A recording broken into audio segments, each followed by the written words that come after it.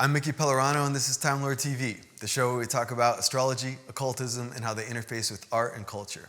It's Valentine's Day, and it's our Valentine's Day edition, Sex, Love, and the Goddess, with special guest Gabriela Herstik, Witchcraft practitioner and author of several books, including Embody Your Magic, Enchanting the Elements, and my personal favorite, The Inner Witch. The Inner Witch is a great book because it really reminds us to find the sacred in the mundane events of everyday life. And it's also a great general handbook for all kinds of magic involving herbs, crystals, and all kinds of esoteric topics such as tarot, astrology, and sacred feast days for performing magic. Our musical guest today is Christeene, a multi-genre performer whom I first discovered from watching a music video where she was ransacking a Scientology center somewhere, and I was really impressed. So we'll have Christeene here with us today, doing a live interview. It's going to be lots of fun.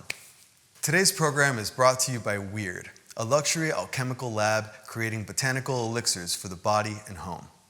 Each ingredient is selected by Hudson Valley horticulturist Zoe Christensen for its medical, aromatherapeutic, and esoteric efficacy.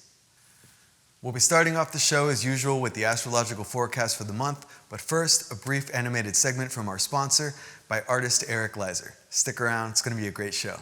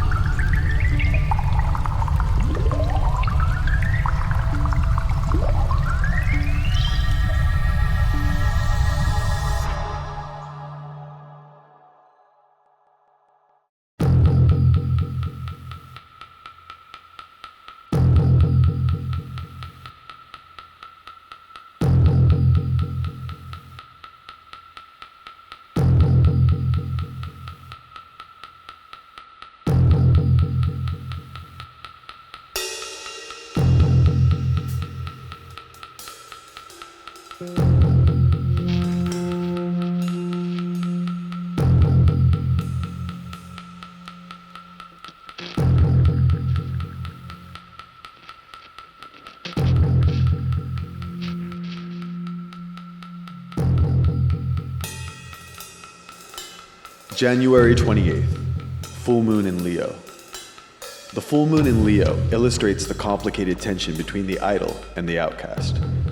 In order to earn the praises lavished in Leo, one must demonstrate the atypical qualities of Aquarius. Here, the sun sheds his regal vestments for the cloak of the exile, the one who turns his back on the conventions of the time to explore new frontiers.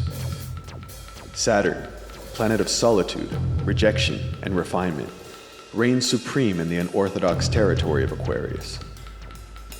This reveals the innovative and even altruistic potentiality of the greater malefic for those with the courage to endure the isolation of the margins of society. At the moment the moon becomes full, Jupiter will be Cazimi, or in the heart of the sun.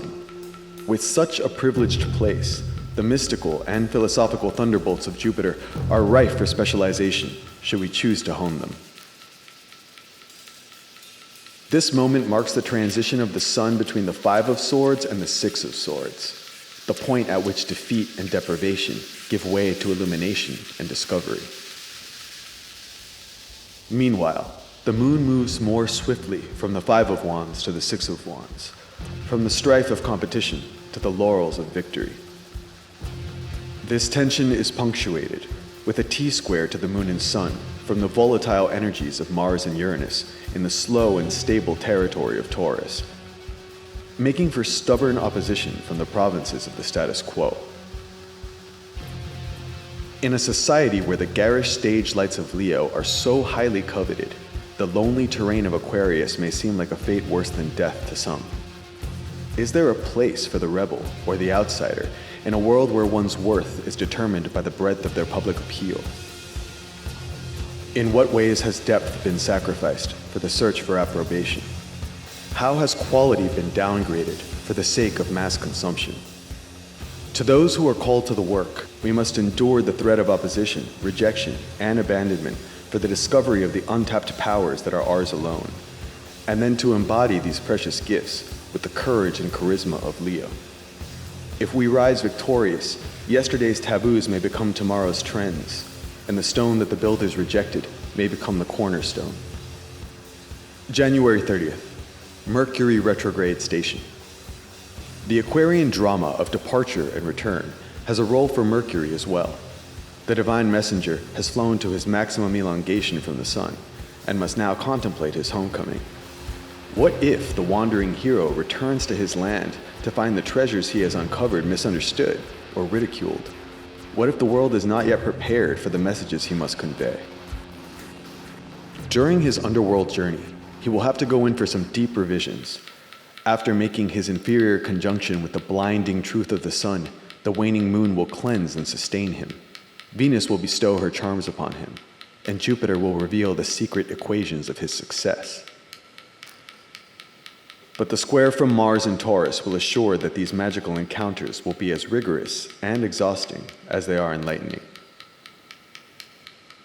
There will be a great deal to learn about our subconscious promptings and fears.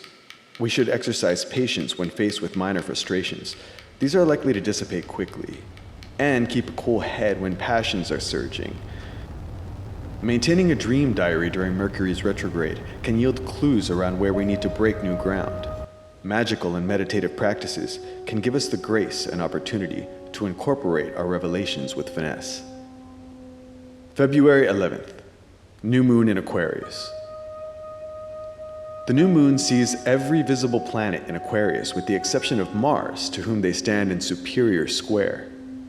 The full moon forced us to explore the risks and rewards involved in taking center stage with the change we want to see, or the conventions we'd like to break. With the new moon, we can set the standards and goals by which we will carry out this expression. The themes of charisma, revision, grace, and magic have all played a role in this journey. But Saturn, the Lord of Aquarius, will be harsh judge over all.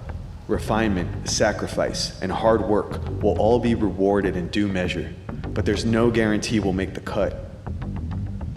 The new moons occurring on the fixed star Deneb Algedi offers some sage advice to how our Aquarian dreams can come successfully into fruition. Deneb Algedi, although situated at 23 degrees Aquarius in the tropical zodiac, marks the tail of the sea goat of Capricorn. It is associated with the archetype of the giver of laws, such as the Titaness Themis, and the forces under which chaos can be brought into order. The struggles within Aquarius force us to recognize the failures in our established system, flaws in the fabric of society, and to contemplate our role in contributing to the empowerment of the collective. Just as our goals must be oriented toward the communal well-being and the breaking of new ground, lawlessness and chaos will only bring the wrath of Nemesis and meet with futility. Deneb Algedi urges us towards making powerful allegiances, holding reverence toward those who forged our path before us, and allowing our novel contributions to resonate within a broader sphere of influence. We should embrace the rebellious spirit of Aquarius with a dignified air and weave new patterns for the world toward the aims of justice and benevolence. February 18th, Sun enters Pisces. 1 week after the new moon, the Sun enters Pisces, the mutable sign of water wherein the winter season draws to a close. This is where the decaying forms of matter are cast off and the secret contours of the psyche and cosmos are revealed. The Sun finds himself in co-presence with Neptune once again for an annual reunion. Neptune being the planet of dissolution, fantasy, enlightenment, or disorientation. In Capricorn, we encounter the requirements of nature in the body. In Aquarius, we examine the fabric of society from within and without. In Pisces, its most underlying fibers are examined, and the senses turn from temporal laws to the laws metaphysical. February 20th, Mercury direct station. On February 20th, while the Sun adjusts to the mysterious landscapes of Pisces, Mercury makes his direct station in his own decan of Aquarius, the Six of Swords. Here, the powers of the intellect are dexterous, witty, and fresh.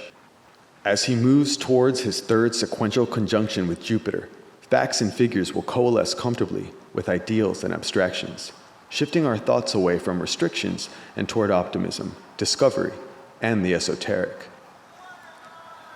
February 25th, Venus enters Pisces. On the 25th of February, we are blessed with another positive turn as Venus enters Pisces, her sign of exaltation.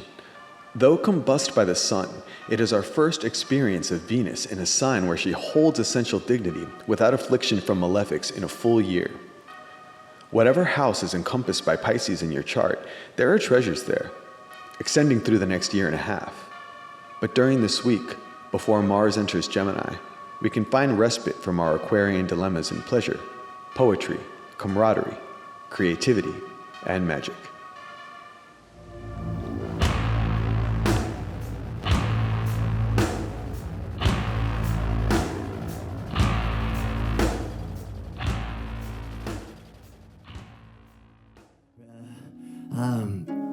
I thought we could relate to y'all out there with a little number about someone you know out there who's special, not doing so good, trying to get through this mess, and texting you a lot. Or maybe it's you. Maybe you're in your home, living alone, with a fat cat, and a freezer full of cookies, and a phone that never receives text messages or calls. We are all in this shit shack together. So I hope we can take you to a place right now that will help you understand our pain as much as we understand your insanity out there. Go for it, Eric. Keep going. That's nice. I like that. Keep going. One more riff. Yeah, one more. I just want to feel my nuts while I do this.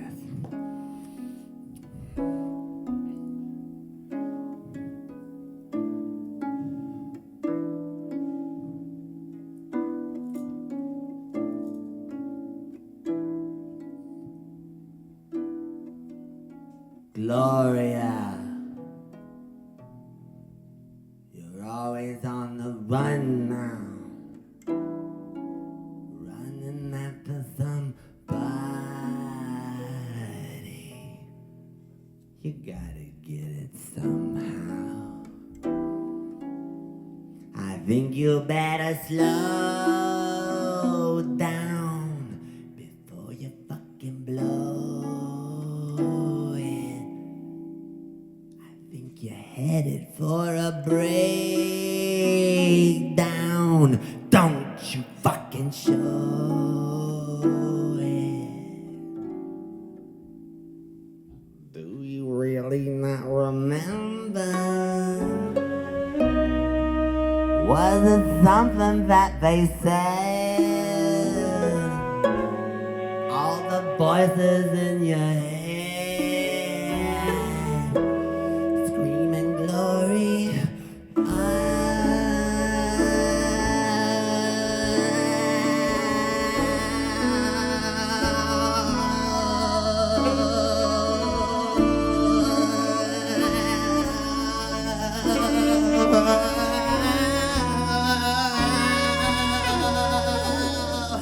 Gloria, don't you think you're falling? If everybody wants you, why the fuck aren't they calling? Please don't fucking answer. Leave me hanging on the lawn. Oh, screaming glory.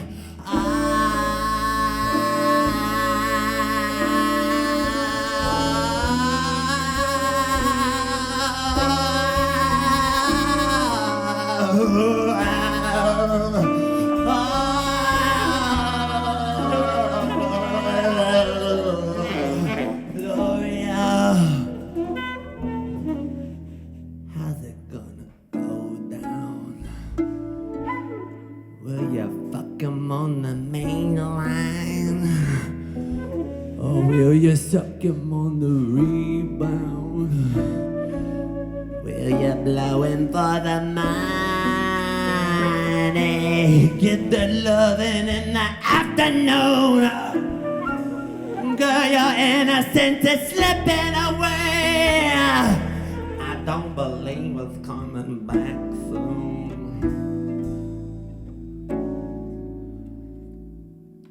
Do you really not remember?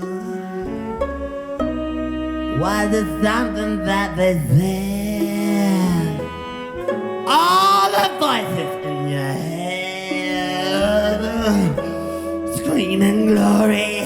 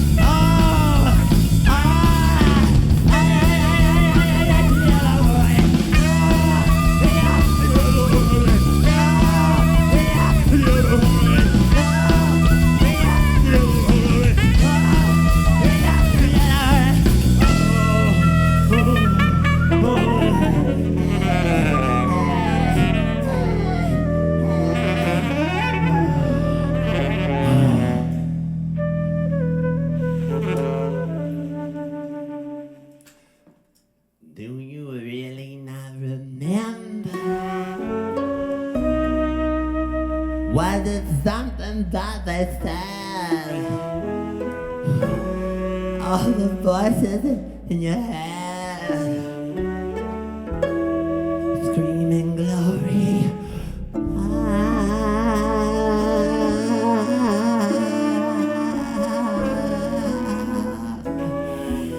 Screaming glory.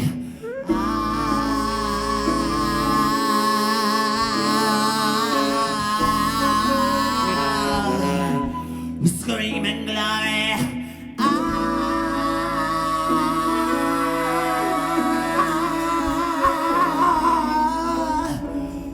Screaming glory.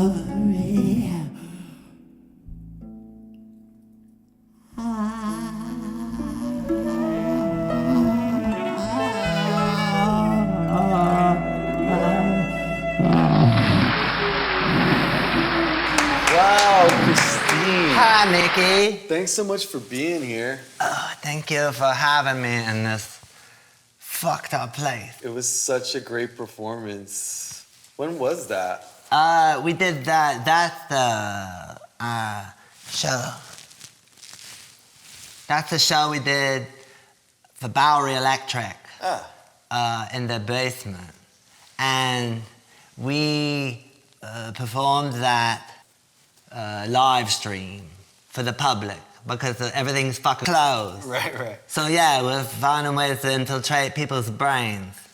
But it could Cheers be. to you. Thanks. To you too. So what have you been keeping yourself busy with these days? Well, I like to enjoy time away from the people when it's forced upon me. So I find that diving into the dark waters of my brain alone allows me to find treasures that I would not usually find when I'm crowded in rooms with people who are demanding and me happily giving my energy towards.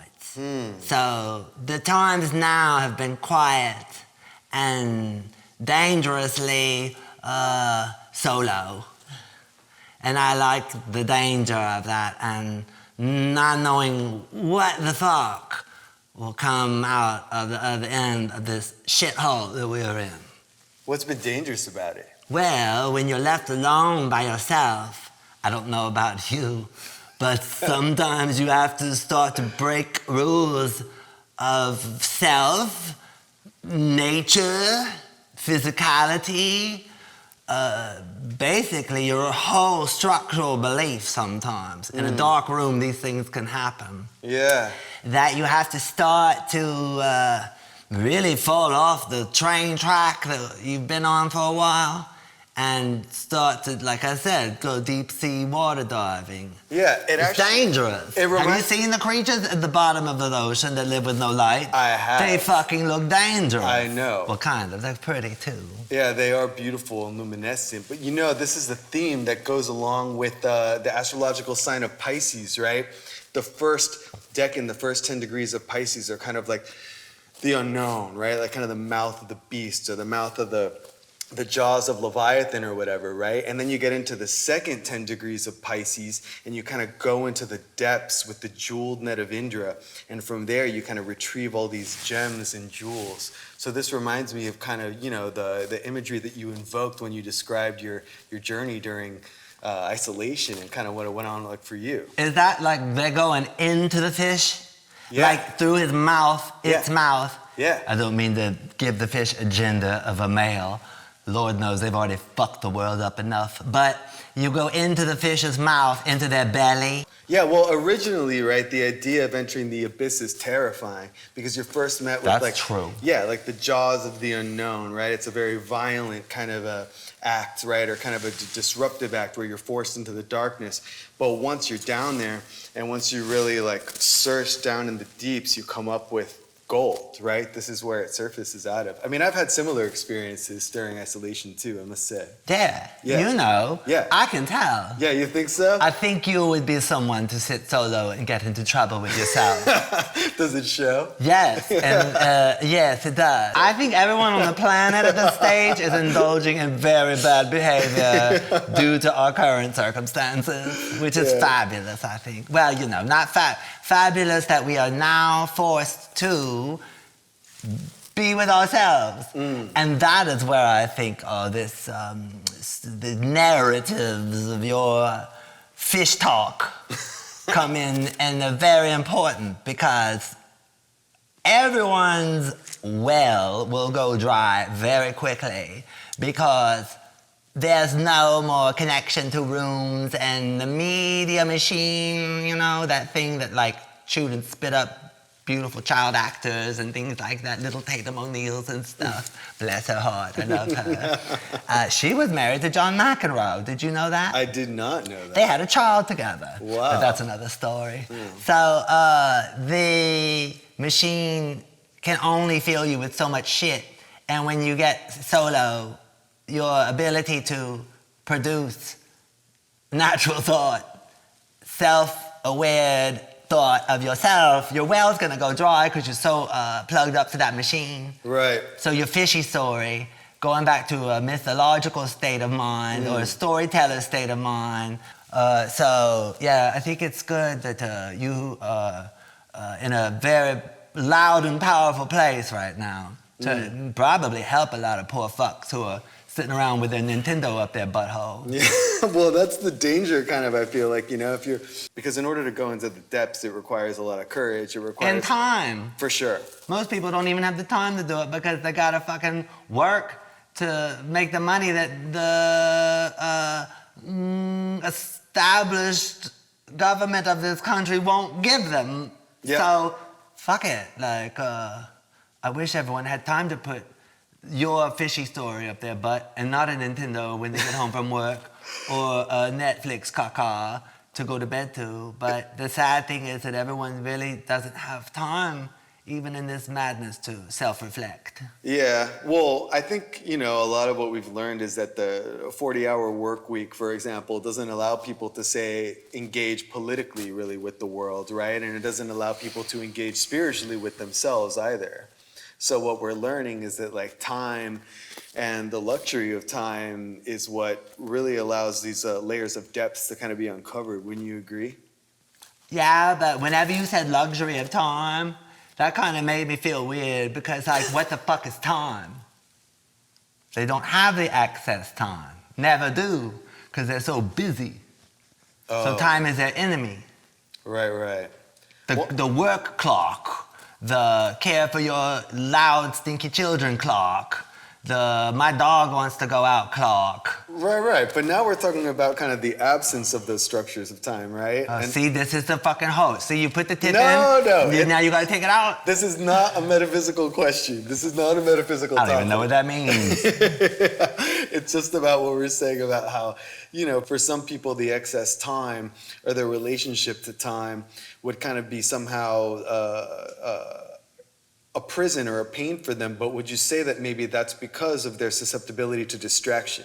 Yes. Anyone could be a friend of time if they know how to shut the fuck up and enjoy some quiet and some darkness. Time will be your friend. But most people don't do that because they got Nintendos up their butt and they are glued to, I don't know, some fucking series starring Nicole Kidman playing herself as a rich woman in New York. I don't know. It's a hard life. Yeah. When time comes knocking at your door. That's my philosophical response to that in your witchery land. Yeah, well, I agree with you. I mean, the goal of all mystical systems really is to evolve out of temporal existence, right? Meaning that... Hold on. This is something I have an interest in. Yeah. You know when you just said all that shit, and then you go, temporal systems, right? Right. When you say right, you're assuming I am understanding what the fuck you just said. Or you could really fuck with me and be like, right, wrong. I don't know. It'll be an exercise in language and an exercise in silence. Because you said so eloquently earlier that silence... Now he's sitting on my good side. Yeah. Silence is... golden. The vehicle through which we make friends with time. Yes, I did say that. You did. And that is the truth. But it's very scary, as you said. People fear it. Because they don't have their distractions, diversions. In astrology, it would be the archetype of Saturn, Father Time, with the scythe and the hourglass. Scythe. How do you pronounce it? I don't know. My friend Dynasty Handbag tries to say all of them. When she's like, scythe, skith. Scythe, skith. I don't know. Say scythe. Shaman, shaman. I don't care. The blade. The blade. The blade that is wielded by Saturn. This is time. So, the principle of Saturn would be in agreement with you that silence, which is also a form of death, it's golden, which Saturn also represents, is golden. This returns to the metaphor of entering the darkness, death, silence, and retrieving what is golden. Yeah. Which was your original metaphor for the darkness. Cool. I'm glad I said that. I don't remember it. But you eloquently put it into something I could sell on a shelf somewhere at a metaphysical bookstore. You should write a metaphysical book, Christeene. Next to a sign on the wall that says, when I am old, I shall wear purple. I'd shop there, shoplift. What's your metaphysical book going to be called? My book would say, when I am old, I shall not wear purple. That's going to be the title of your metaphysical book? Hey, is that Angela Lansbury? Yeah, but I just like to say it's Jessica. You can keep your hand there, Bed. I like to say Jessica Fletcher. It is Angela Lansbury, but to me it's Jessica Fletcher. For sure, she solves crime. You suck my dick, she'll solve the crime. It's that easy. What inspired you to get Jessica Fletcher tattooed on your leg? I went touring, and I came back to Austin, Texas, where I was living at the time. And I was sad because I had been gone a long time and I didn't know what to do with myself. So I have a friend who's a big pothead, and he rolled blunts for me and made me watch, didn't make me, he didn't write me. He just asked me to watch Murder, She Wrote with him once a night and smoke blunts and eat dinner. And I did, and it really helped me and it changed my life. And so I decided to put Jessica there so I could remember the times when I was down in the darkness. And so wait, you put Netflix up your butt when you were down in the darkness then? No, she wasn't on Netflix then. Oh wait, no, she was.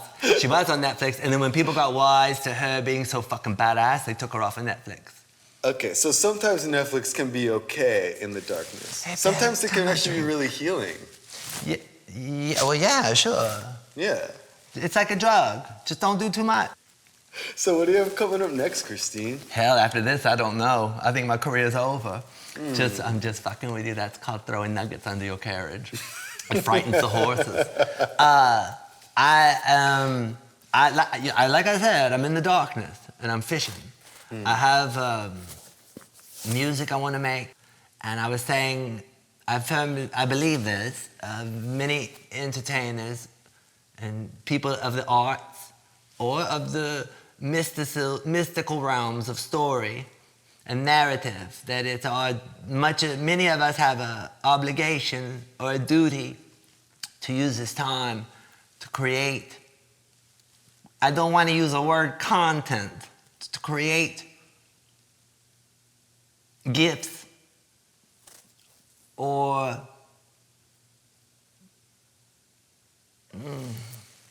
to create.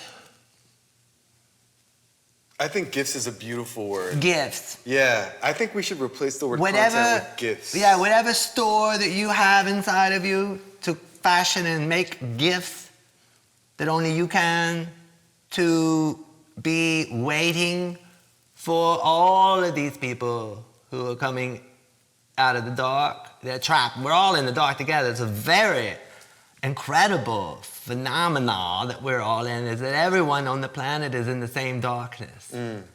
With the COVID. Right. With the loss of life by the same creature. So I think artists, entertainers, I'm an entertainer amongst other things, and I think it's my duty to create and fashion my own personal gifts to the people who have the courage to listen to my shit and appreciate it, and thank you all for doing that. It's my responsibility to have something for those people and for those people I've never met, so that they can find a way to express their feelings, their anger, their confusion, frustration, or maybe joy. Some people are just happy that they fucking got out of it alive and their families are alive. So I'd like to have a happy song for them. Yeah. But I think that that's right now, I'm trying to listen to the bird in my throat. I'm trying to listen to the creatures of the dark water to guide me. I'm trying to shut the fuck up, because I've been on that machine trying to be there for myself and for people. And I want to shut the fuck up and let it tell me what to do, so that when we all start to crawl out, I don't know how or when, I will have something to offer people so that they can find me in the dark. Wow, that's beautiful. I want to shut the fuck up too, really. And you are a gift, really. And I'm so grateful for you to be here. Thanks. So we're actually going to have an interview now with Gabriela Herstik. She's a witchcraft practitioner. What'd you call me? Her name is Gabriela Herstik. She's a witchcraft practitioner and an author of several books. Do you want to stick around and join us for the interview?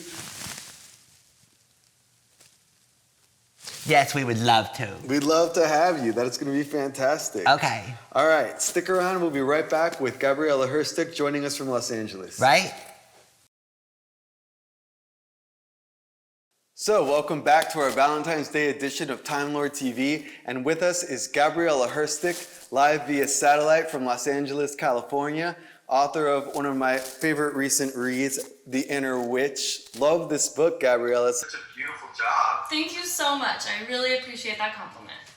Very, very inspiring. Can you tell us a bit about your latest book that you've just written? My latest full-length book is called Bewitching the Elements, a guide to empowering yourself through earth, air, fire, water, and spirit. And I pretty much lead the reader through working with elemental magic, everything from meditations and rituals, journal questions, ways to connect with the elements outside of ritual practices, because we already have a relationship with the elements just through existing in, as humans, whether it means walking outside, washing our hands, taking a deep breath, feeling the earth beneath our feet. We're already one with the elements. So this book is really a way to deepen a ritual practice by using earth, air, fire, water, and spirit. I talk about goddesses in each one, and by the end of the book, my goal is that the reader can create a ritual or a regular ritual practice that draws on the magic of each of the elements. And I just came out with a guided journal called Embody Your Magic, a guided journal for the modern witch, and that is really for anybody who's looking to work with journaling and creating a journaling practice. I'm super air sign, and journaling is something that has been really helpful for me in both just getting stuff out of my head and processing things and finding a sense of center. So there's tarot spreads for each little section, there's rituals, there's obviously a ton of journal questions, there's breath work, there's sex magic, so it kind of has a little bit of everything, and it's part guided journal and then part DIY grimoire and part spellbook. We should definitely talk about sexual magic today, since it is our Valentine's Day edition. What are some kind of beginning or fundamental practices that you might prescribe for someone wanting to get starting out with sexual magic? Creating a space where you really feel safe and you trust in yourself to explore these things that might and probably will feel really weird at first. I think a lot of us, especially with like masturbation, it's kind of this obviously taboo topic, and it's something that we hold a lot of shame around just because of the way that society conditions us to feel about that. And the second part of that is to really just like allow those weird, maybe even shameful feelings to come up, because those are going to come up. And part of the beauty of sex magic is that you got to use that shame, you got to transmute it, and you got to use that as fuel for whatever your desire and your intention is. It's like any strong reaction you have to something is an indicator of the fact that it's something that you should probably uncover. So if you have a lot of shame or a lot of resistance around sex magic, in my eyes, that's even more reason to dive into it. I didn't coin this term, but it's a term that I really recognize as a huge part of my ethos. But this idea of having self-lust, I think, is really important for sex magic. We talk a lot about self-love, and I think that self-love and holding space for wherever you are is super important, alongside self-compassion, because again, like, this is something that society doesn't really tell us is important to cultivate. And I think that self-lust is this idea of allowing these desirous and erotic feelings towards yourself to be sacred, and like allowing them to not be something that if you feel shame for it, you eroticize that, you allow it to be there, and you work with it and you transmute it. Climactic sexual energy to charge a spell or ritual. Christeene and I were actually discussing during our interview portion of the show about how isolation and quarantine has drawn us into these like dark, solitary places, and how even in magical communities, there is even a little bit of shame around masturbation. I read an article by a very skilled and advanced teacher of chaos magic recently. This teacher said, frankly, masturbating in a dark room by myself, I'm above it. And I was like, whatever. I'm not above it. Okay, I'm gonna contribute to this conversation because, like you were saying, during the dark separation of world times we've been in, I started out, I'm sure the dildo business went booming during this epidemic, as they call it, plague. And I started out with a small cock, and I have always wanted to be a very grateful, hungry bottom for a very fortunate cock. And I decided to spend my time not only exercising my butt muscle to learn how to please a very girthy soul, but I also understood that myself and many faggots out there I know have problems with, just shoving something up your butt. And I would test myself, like after I ate beans or messy food, and nothing. It was all in my head. As we have discussed on other episodes of this show, sexual energy is a very important way to tap into our connection to the cosmic, right? Not only do our bodies secrete substances that have always been regarded as sacred, but our minds achieve these different echelons, you might say, of consciousness through sexuality. How could you elaborate kind of on how these erotic states can help the practitioner to achieve different ends magically, right? Or different goals spiritually? So there's a few different ways to create a sigil, or really a charged symbol that represents your desired intention. Creating a sentence that really embodies your desired intention, and then, you know, the way to do it, quote unquote, because there's, you know, different ways to do it, is to cross out all the vowels or all the repeating letters, and then some people cross out the vowels, and you'll be left with a couple handfuls of letters. And then you take these letters, you layer them on top of one another until you get this kind of symbol configuration that doesn't look anything like the word, or doesn't look anything like your intention. And you draw a circle around it, and that is your sigil. So you can either have it on a piece of paper, or you can have it in your grimoire. Some people are very much in the camp of like, you have to destroy your sigil once you're done. But you'll charge the symbol using sexual energy, and at the peak of your sexual energy raising, whether that's orgasm or as close as you can get to orgasm, you will send energy to the sigil by looking at it and charging it.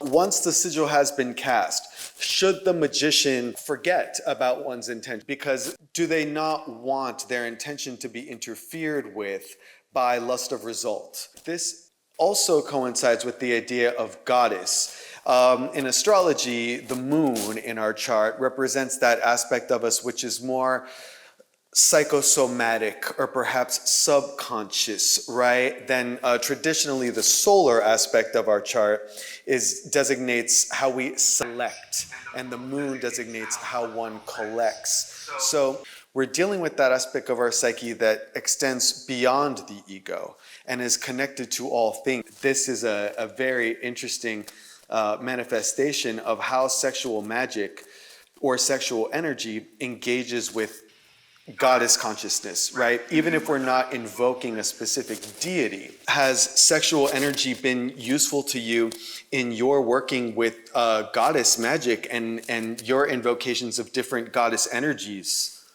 Ooh, it's such a good question. Definitely. I feel like a lot of the time when I am invoking the goddesses that I'm pledged to and I work with, it's more so like in a ritual setting, and then like I use my sex magic practice as a way to like raise the energy for that, or to like as an offering.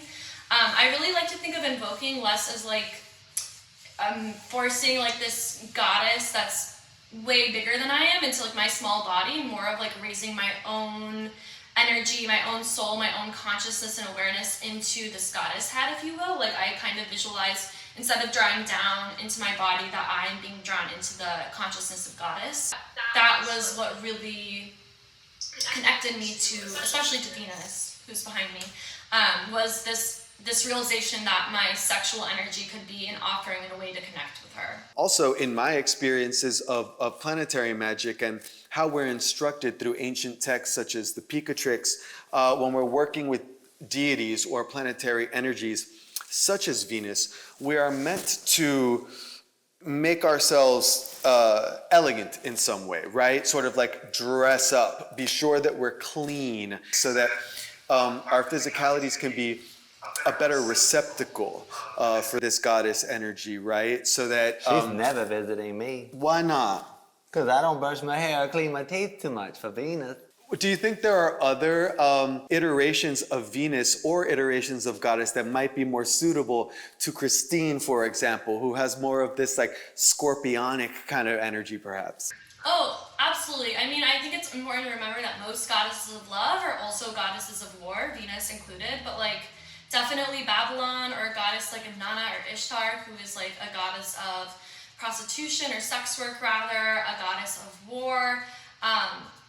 And then even I feel like, you know, like a goddess like Kali, who is a goddess of the void, a goddess of darkness. She kind of does, at least to me, have these resemblances to Babylon, who is the goddess of fornication and the mother of the Antichrist. But Babylon accepts all into her chalice. She is a goddess that does not, she's not choosy. She just accepts everything. And I think with Kali being this goddess of the void, like, she might not necessarily be called a goddess of love, but she is a goddess that is devoutly protective of her kids and like will also fucking cut a bitch.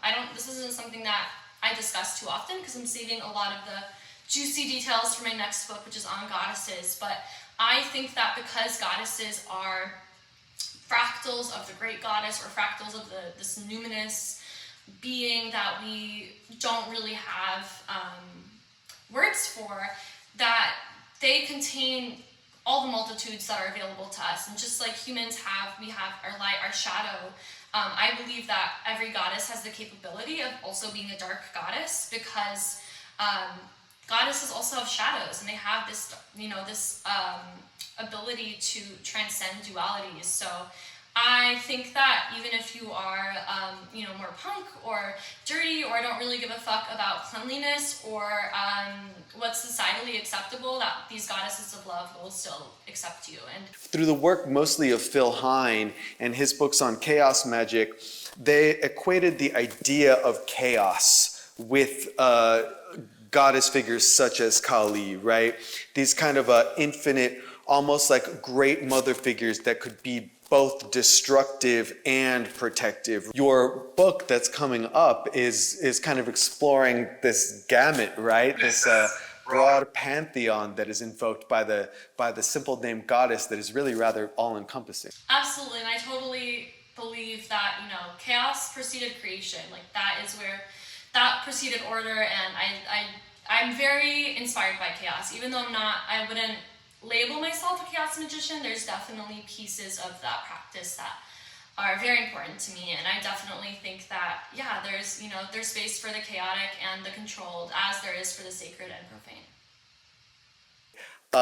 What are your thoughts on love magic, right? There might be some viewers that are interested in love spells and whatnot. Is there anything that you can offer in that arena? So my opinion about love magic is that the best way to attract love is to become love, is to embody love, is to make yourself a vessel for love. And that means, having love for yourself, but you still are worthy of love, even if you are, don't have self-love yet. But doing things that make you connect, or doing things that facilitate a connection to love, whether that is working with aphrodisiacs, spending time by the moon, spending time in nature. These are all things that will facilitate that sense of love that we have within ourselves.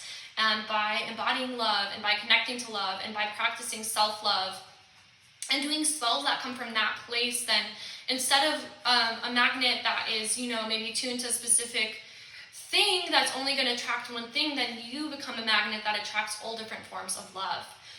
And I think too with love magic that there's this kind of misconception, or rather there's this societal idea, conditioning, that the only kinds of love that matters is romantic love and sexual love. And I think that when we pigeonhole love into that one container, then we're missing out on such a vast experience of what love can be, whether that's familial love, platonic love, love for our friends, love for the divine.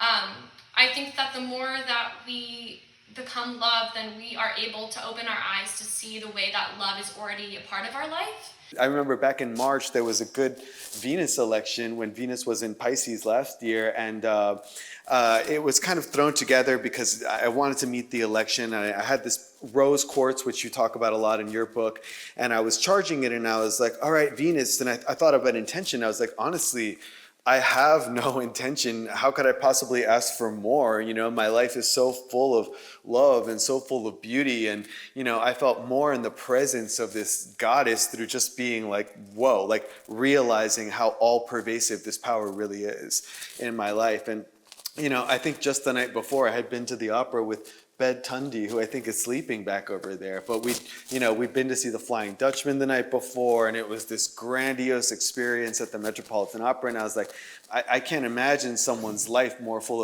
of Venus than my own. It was just this how gratitude really, as you said earlier, aligns you with that divine frequency, really, and puts you there. And I got to say, that rose quartz has never left me, and it stayed by my side for so long, and it's been so powerful.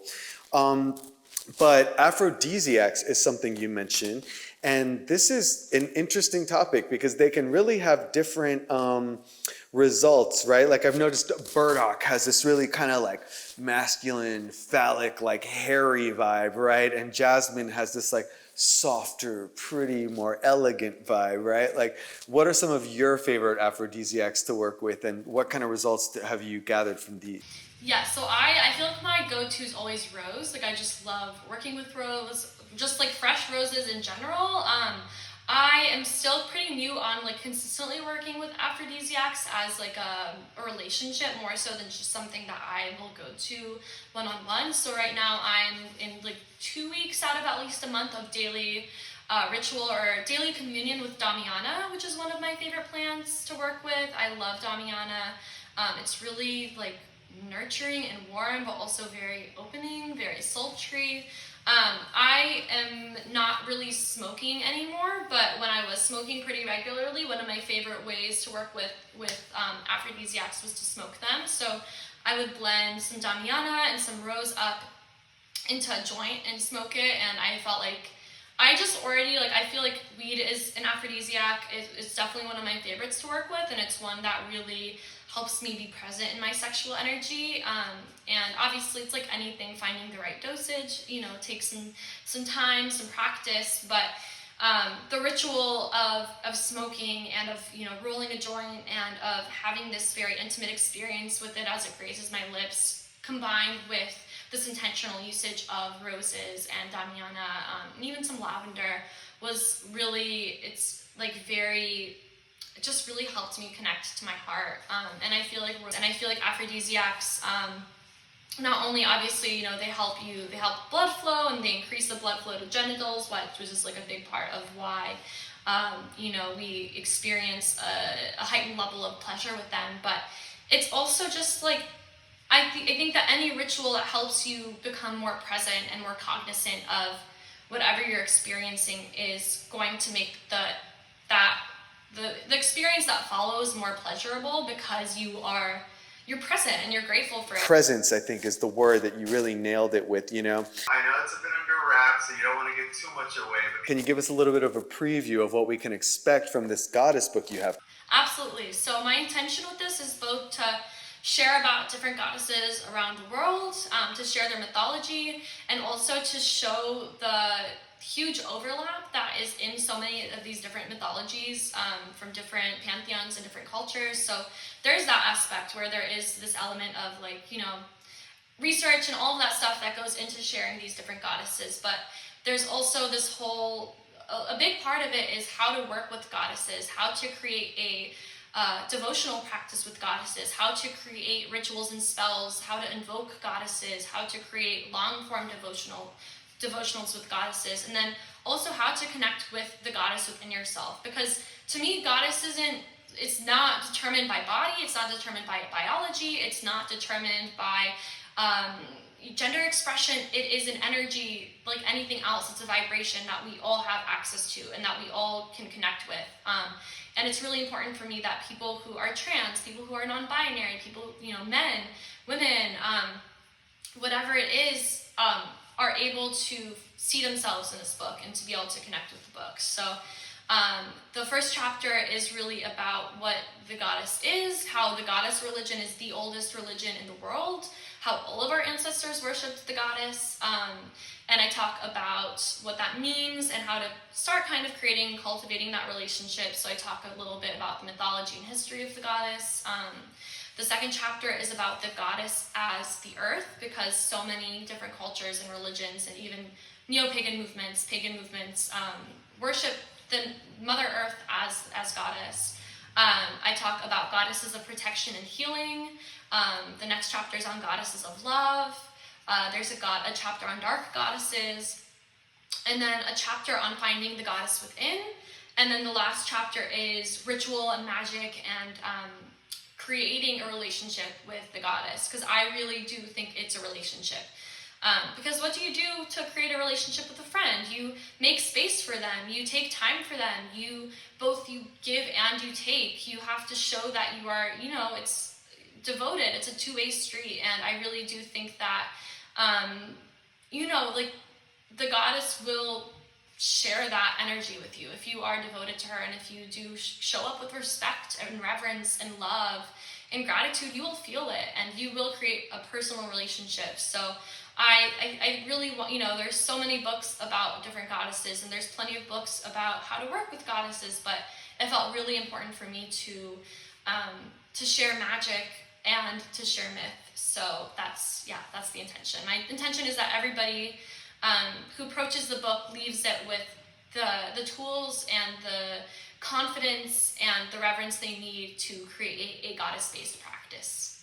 Wow, this is really important work, Gabriella. I really like this, because things like working with goddesses, working with goddess energy are very important for humanity right now in terms of our relationship to concepts like gender, in terms of our relationship to the planet Earth, which we inhabit. So this is really pivotal, I think, in this point in human consciousness that we start tapping into this in new and innovative ways. And really, I congratulate you so much in such a young age and coming out with such innovative and important and accessible work, really, to getting all kinds of people involved with this kind of magic and opening them up to the sacred elements of everyday life and how magical life really is. So this has been really, really great. And thank you so much for being with me. Yay, thank you so much for having me. This was a lovely conversation, especially on Valentine's Day. So thank you. Definitely. And best of luck to you with your new book. I'm sure it's going to go very well, and I can't wait to check it out and check Practices and ideas you have to Thank you offer. so much, Mickey. I appreciate it. So This has been February 2021, and Time Lord TV will see you all next month for the spring equinox. We will see you then. Love to all. Bye. Bye-bye.